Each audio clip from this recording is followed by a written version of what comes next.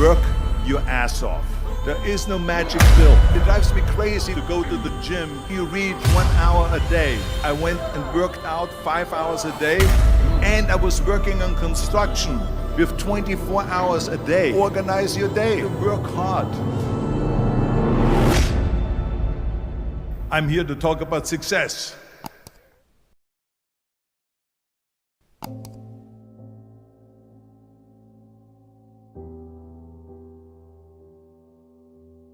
I went to college. I went and worked out 5 hours a day, and I was working on construction because in those days in bodybuilding there was no money. I didn't have the money for food supplements or anything, so I had to go to work. So I worked on construction. I went to college. I worked out in the gym, and at night from 8 o'clock at night to 12 midnight I went to acting class 4 times a week. So I did all of that. There was not one single minute that I wasted. And this is why I'm standing here today. With the age of 20, I went to London and I won the Mr. Universe contest as the youngest Mr. Universe ever. And it was because I had a goal. You see, if you don't have a vision of where you go, and if you don't have a goal where you go, you drift around and you never end up anywhere. 74% hate their job in America. The majority of people don't like what they're doing because they're really not doing it because they didn't have a goal and they followed this goal. They just aimlessly drift around, and then all of a sudden there's a job opening, so they get that job because you have to work. But then when you work, it's a chore. It's work. It's not fun. So if you think about, only a quarter of the people really enjoy what they're doing in life. So people always ask me, when they saw me in the gym in the pumping iron days, they say, why is it that you're working out so hard? 5 hours a day, 6 hours a day, and you have always a smile on your face. The others are working out just as hard as you do, and they look sour in the face. Why is that? And I told people all the time, I said, because to me, I'm shooting for a goal. In front of me is the Mr. Universe title.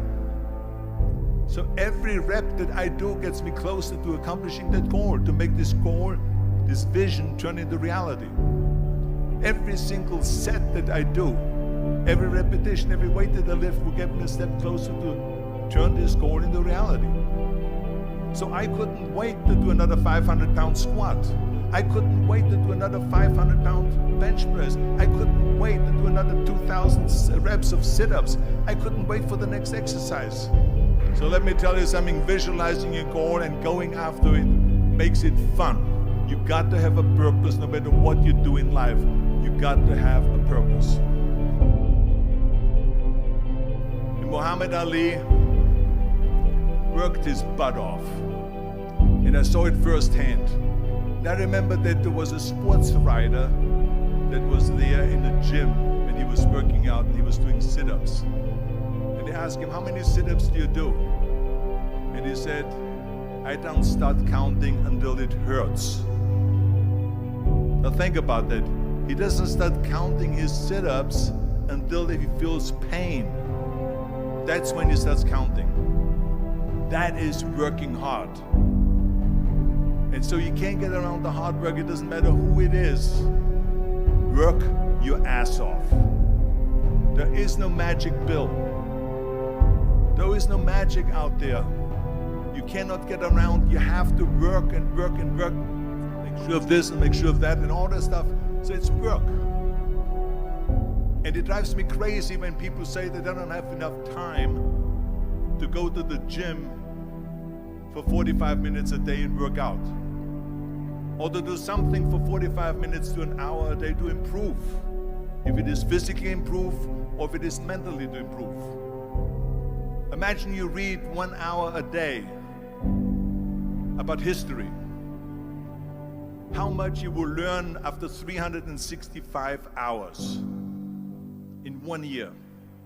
Think about if you study about the history of musicians, of composers, how much you would know.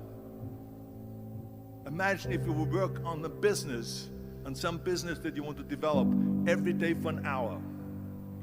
Imagine how further along you will go and get. So it drives me nuts because when people say we don't have the time, we have 24 hours a day. We sleep 6 hours a day, so that gives you still 18 hours. So there's someone shaking their head out here in front. They say probably, I don't sleep 6 hours, I sleep 8 hours, right? Or just sleep faster. So we have 18 hours a day. The average person works around 8 to 10 hours. So let's assume it's 10 hours, so we have 8 hours left. Then you travel around an hour a day, maybe 2 hours a day. So now you have still 6 hours left. So what do you do with these 6 hours? What do you do with these 6 hours? Then we eat a little bit, then we schmooze a little bit, talk a little bit to people and all that stuff. But you can see how much time there is available if you organize your day. So you got to work hard. I hate plan B.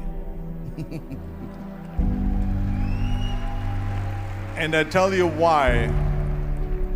Because we have so many doubters, as I've said earlier, the no-sayers. We have so many of those people that say no, and you can't do it, it's impossible. That is okay because we just turn off, as I said earlier, and we listen and we hear the no being a yes. You can't do it, you can do it, and all of that. So that is possible to do that amongst all the negative people around you.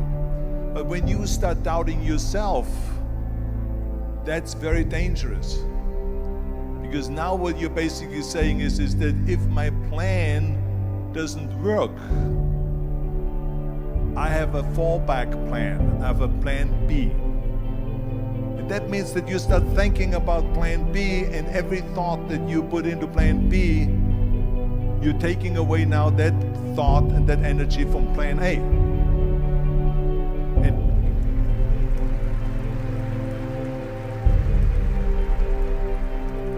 And it's very important to understand that we function better if there is no safety net, because plan B becomes a safety net. It says that if I fail, then I fall and I get picked up and I have something else there that will protect me. And that's not good, because people perform better when there's no safety net. People perform better in sports and everything else if you don't have a plan B.